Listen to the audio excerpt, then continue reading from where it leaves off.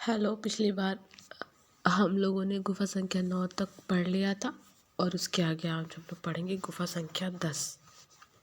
तो ये हम लोग अजंता की गुफा में पढ़ रहे थे, उसमें हम लोग 9 तक पढ़ चुके थे। अब पढ़ेंगे गुफा संख्या 10। गुफा संख्या 10, 10वीं गुफा के चित्र। यह एक प्राचीनतम चैत्य गुफा है जिसकी गहराई 95 फुट और ऊंचाई 36 फुट है। इस गुफा का पीछे का हिस्सा घोड़े की नाल की तरह गोल है। इसके अंदर एक स्तूप है और इस गुफा का पीछे का हिस्सा घोड़े की नाल के तरह गोल है। इसके अंदर एक स्तूप है, रिपीट हो गया। और गुफा की बाह्य भित्ति पर एक लेख खुदा हुआ है जिसके अनुसार यह चैत्य गुफा है, जिसे आंध्र सातवाहन काल में ईसा से प्रायः 200 वर्ष पूर्व बनाया गया था। इस गुफा में 2 विभिन्न कालों में चित्रण हुआ मिलता है। पहले वाले काल में साम जातक व छंदक जातक के चित्र आते हैं जो दाहिनी भित्ति पर हैं। आज से लगभग 100 वर्ष पूर्व यहाँ अधिक चित्र पाए गए थे। छदंत जातक। अजंता के कलाकारों का प्रिय विषय छदंत जातक की कथा यहाँ चित्रित है। चित्रकार ने घने जंगल में हाथियों को जल क्रीड़ा में मग्न अंकित किया है। नाना प्रकार के वृक्ष जिनमें बरगद, गूलर तथा आम चित्रित हैं, उनमें छदंत हस्ती अपनी हाथिनियों की सूंड से कमल पुष्प देते तथा कहीं पर अपने को अजगर से बचाते चित्रित किया है। दूसरी ओर जंगल में व्याघ्र प्रवेश करते और छदंत रूपी बोधिसत्व स्वर्ग उनके आगे समर्पण। दो बोधिसत्व स्वयं, थोड़ा सा धुंधला हो गया यहाँ पे, ये जो PDF है बोधिसत्व स्वयं उसके आगे समर्पण कर देते हैं। अंतिम दृश्य में व्याघ्र को काशीराज के अंतःपुर में पहुंचाते दर्शाया गया है। काशीराज की रानी सुभद्रा पूर्व जन्म में छदंत गज की हथिनी थी, अतः डाहवश वह छदंत गजराज के दांतों को काट कर लाने की आज्ञा देती है। कटे दांतों को कहारों के कंधों पर बहंगियों पर लदा हुआ देखकर मूर्छित हो जाती है। राजा सहारा देता है। 4 दासियां जो पीछे खड़ी हुई हैं घबराई हुई हैं। वह एक दासी सहारा देने के लिए कदम आगे बढ़ा रही है। अगला चित्र है जुलूस। बाईं भित्ति पर एक जुलूस का चित्रण है जिसमें बोधिसत्व व स्तूप की उपासना हेतु राजा और बोधि वृक्ष है। थोड़ा सा ये ब्लर हो गया इसीलिए कहीं कहीं दिक्कत हो जा रही है।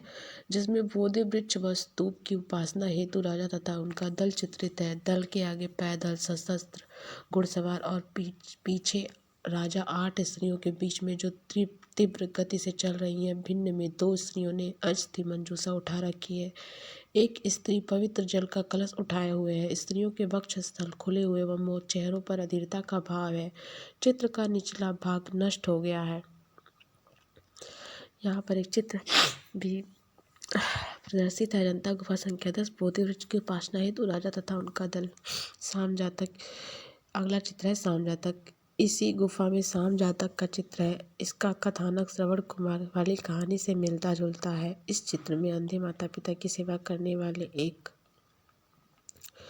काले वर्ण के युवक श्याम को काशीराज के द्वारा तीर से मार देने की कथा आती है, लेकिन यहाँ वृद्ध माता पिता के विलाप को सुनकर एक देवी ने श्याम को पुनर्जीवित कर दिया है। कंधे पर घड़ा लिए श्याम की आकृति सुंदर है और माता पिता की आकृति में वेदना है।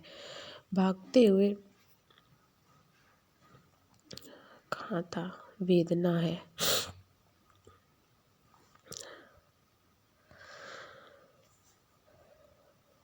माता पिता की आकृति में वेदना है। भागते हुए हिरणों का अंकन भी मार्मिक है। यहाँ पे भागते हुए हिरण का अंकन भी है। इस प्रकार उपरोक्त चित्रों में संयोजनों की परिपक्वता, भाव रेखांकन, रंग लालित्य तथा चित्रोपम तत्वों के मेल का सुंदर उदाहरण है। इस गुफा के स्तंभों पर बुद्ध की समभंगी आकृतियां बनी है। उनके कपड़ों तथा सिर के पीछे आकाशपुंज तेज मंडल में गांधार शैली का प्रभाव है। यहाँ दाईं ओर के 5वें स्तंभ के नीचे एक 5वीं शताब्दी का लेख मिलता है जिसके आधार पर इन युद्ध आकृतियों का समय बुद्ध इन बुद्ध आकृतियों का समय अनुमानतः 5वीं शताब्दी में स्थिर किया जा सकता है। ओह सॉरी, इधर हो जा रहा है। अब है गुफा संख्या 16। ये थोड़ा बड़ा है। 16वीं गुफा के चित्र। यह गुफा सभी गुफाओं के मध्य में स्थित है। यहाँ सप्तकुंड नामक वह जल भी दिखाई देता है जो भगोरा नदी का उद्गम है। भगोरा नदी का उद्गम है। प्रवेश द्वार पर 2 हाथी उत्कीर्ण है। फिर बाई ओर सीढ़ियां चढ़कर सामने दीवार पर नागराज की सिंहासनारूढ़ प्रतिमा है। इस विहार गुफा में सर्वाधिक चित्र हैं। यहाँ की बाई दीवार पर प्राप्त लेख के अनुसार इस गुफा का निर्माण 475 से 500 के मध्य वाकाटक राजा हरिश्चंद्र के मंत्री वारादेव ने तपोवन तापसों के निवास तपोवन होना चाहिए तपोवन तापसों के निवास हेतु दान स्वरूप दिया था। वाकाटकों ने नागों तथा गुप्तों से पारिवारिक संबंध स्थापित किए थे। प्राचीन ग्वालियर राज्य के राजा नाग राजा भगवान भावनाग की पुत्री पद्मावती का विवाह वाकाटक प्रवर सेन से हुआ था। चंद्रगुप्त द्वितीय की पुत्री प्रभावती ने वाकाटक राजा रुद्रसेन द्वितीय से लगभग 385 से 395 ईस्वी में विवाह किया था। वाकाटक शासक तथा उनके कुछ मंत्री बौद्ध धर्म के संरक्षक थे। इस काल में भगवान बुद्ध की प्रतिमा का पूर्ण विकास हो चुका था। यहाँ पर एक विशाल प्रलंब पाद मुद्रा में बुद्ध मूर्ति बनी हुई मिलती है जिसे चैत्य मंदिरम कहा जाता है। इस विहार में अभी भी बुद्ध के जीवन और जातक कथाओं से संबंधित 14 चित्र अच्छी स्थिति में मिलते हैं। गुफा संख्या 16 में जो चित्र मिलते हैं तो 14 मिलते हैं, जिसमें बुद्ध के जीवन से संबंधित घटनाओं में माया देवी का स्वप्न, धर्मोपदेश, नंद की दीक्षा आदि, जातकों में हस्ती जातक, महाउमग जातक, जोशरी तथा बारक की कथा, नंद कुमार का वैराग एवं विभिन्न आलेखन चित्रित है। इस गुफा में 20 स्तंभ तथा छत का तक्षण कार्य साची की परंपरा का निर्वाह करता प्रतीत होता है। इस गुफा में उच्च कोटि के कलात्मक दृश्य देखे जा सकते हैं। बुद्ध उपदेश। इस गुफा में सबसे भव्य चित्र को बुद्ध उपदेश का है। चित्र में बुद्ध को दूषित स्वर्ग में अपने अंतिम जन्म हेतु अवतरित होते चित्रांकित किया गया है।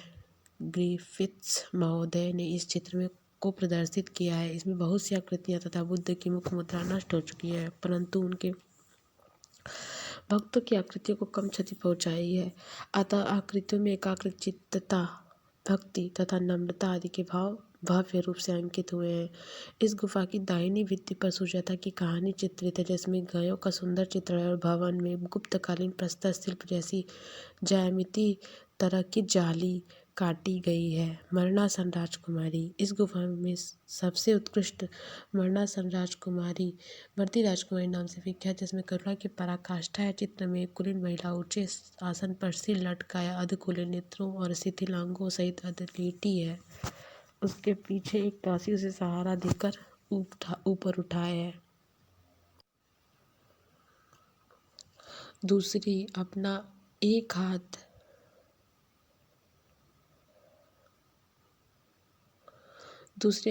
छाती पर रखकर दूसरे हाथ से उत्सुकता से उसकी नाड़ी का परीक्षण करती है, उसे देख रही है। उसकी मुख मुद्रा गंभीर और एवं चेहरे पर मृत्यु के आतंक का एक विषाद भय छाया हुआ है प्रदर्शित है।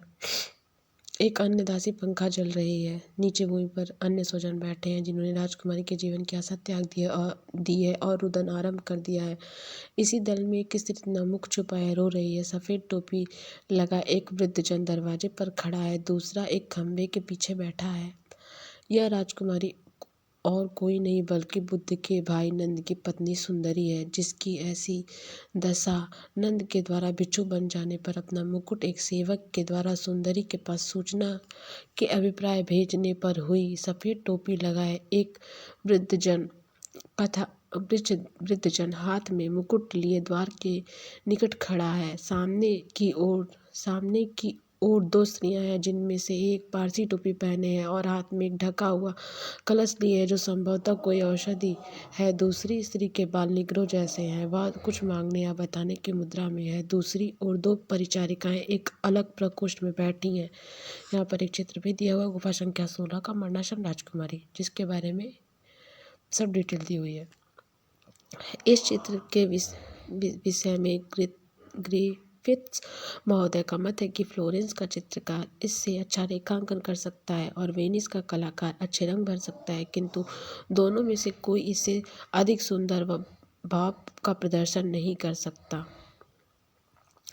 ग्रिफिथ्स महोदय ने इस दृश्य को देखकर यह लिखा कि भावना, करुणा तथा कथा चातुर्य की दृष्टि से इससे बढ़कर कला इतिहास में कोई प्रमाण नहीं है। नंद कुमार का वैराग्य भिक्षु होना। यहाँ एक दीवार पर अश्वघोष रचित सौरानंद काव्य के आधार पर बुद्ध के भाई नंद जी की कथा चित्रित है, जो करुण भाव का सर्वश्रेष्ठ उदाहरण है। एक बार बुद्ध कपिल वस्तु आए और राहुल तथा एवं यशोधरा से भेंट करने के पश्चात वे भिक्षा हेतु अपने मौसेरे भाई नंद के घर गए। बुद्ध नंद को विहार ले जाते हैं तथा उसकी इच्छा के विपरीत मुंडन करवाकर उसे भिक्षु बनाकर संघ में प्रविष्ट कर लेते हैं। चित्र के एक भाग में नाई को नंद के सिर के बाल काटते हुए दिखाया गया है। पुलकित नंद पत्नी के मुंह में लीन रहता है और जब भिक्षु उसकी खिल्ली उड़ाते हैं तो उसे वैराग्य हो जाता है। इस मंडप में नंद को बैठा हुआ चित्रित किया गया है। बुद्ध उसे आकाश मार्ग के अनेक सुंदर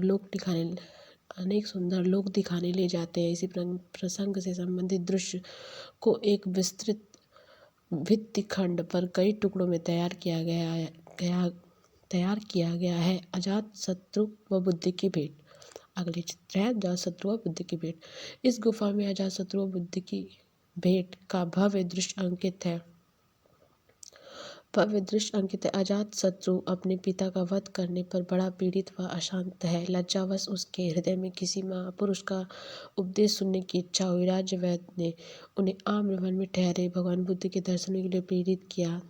चित्र में राजा अजातशत्रु को जुलूस के साथ दिखाया गया है।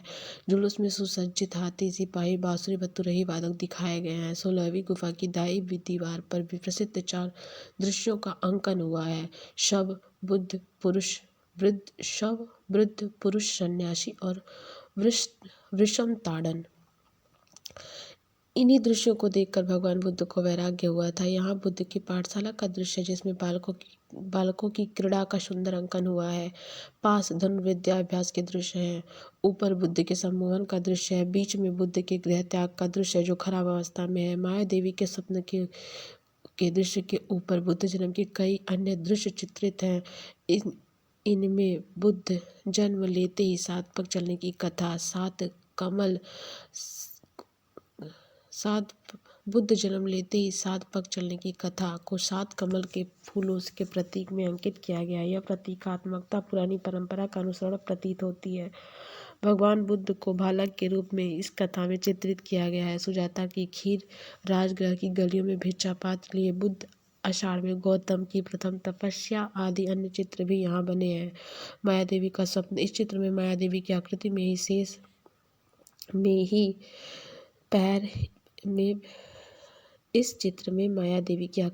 पैर ही शेष बचे हैं। ग्रिफिथ्स महोदय द्वारा लिखा गया है। चित्रों का वर्णन इस प्रकार है। एक और महाराज शुद्धोधन तथा माया देवी स्वप्न की चर्चा करते हुए सोच विचार में लीन है। माया देवी के चारों ओर दासियां अत्यंत सुंदर मुद्राओं में बैठी हैं कि परंतु उनकी आंखों में चित्रण की निर्बलता दृष्टिगोचर होती है। हस्ती जातक। यह चित्र यहाँ मनोहरी रूप में दर्शाया गया है। कथा अनुसार आपने किसी पूर्व जन्म में बोधिसत्व में शक्तिशाली हाथी के रूप में जन्म लिया और वे उस वियावान जंगल में अकेले रहा करते थे। एक दिन जंगल में दर्द भरी आवाज़ सुनकर हस्ती रूपी बोधिसत्व आवाज़ की दिशा में चले गए, जहाँ उन्होंने भूखे प्यासे आदमियों को देखा और उन्हें उन पर दया आ गई। यात्रियों की भूख मिटाने के लिए वे स्वयं झील के पास वाली पहाड़ी में कूद गए और मृत्यु का वरण किया। इस प्रकार यात्रियों ने उनके मांस और झील के पानी से अपनी भूख एवं प्यास शांत की। लेकिन जब उन्होंने मृत हाथी के विषय में जाना तो वे उसके त्याग से अभिभूत हो गए। चित्र में भूखे यात्री पहाड़ी पर खड़े सफेद हाथी की तरफ इशारा कर रहे हैं। दृश्य के दूसरे भाग में मृत हाथी को जमीन पर पड़े हुए दर्शाया गया, जिस पर दो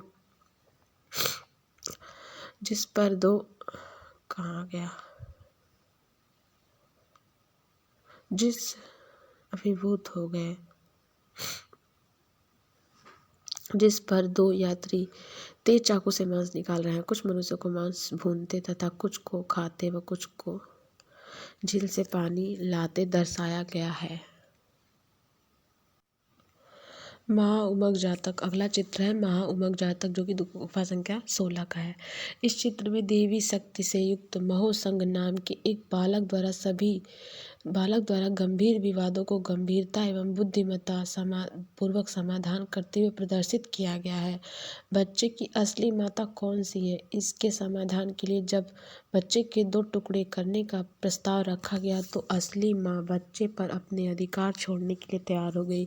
इसी प्रकार रथ के स्वामित्व का प्रश्न हल किया गया है। अपनी बुद्धि का परिचय उन्होंने पुनः दिया है जब उन्होंने कांपती हुई स्त्री का सूत का गोला एक दूसरी स्त्री द्वारा चुरा कर चोर स्त्री का पता लगाने के लिए यह पूछा कि गोला किस वस्तु पर लपेटा गया था। तो आज हमने पढ़ा गुफा संख्या 10 के चित्र पढ़े और गुफा संख्या 16 के, और इसके अगले का भाग इसके बाद का जो भाग है गुफा संख्या 17 है, उसको हम अगले वीडियो में पूरा करेंगे। Thank you.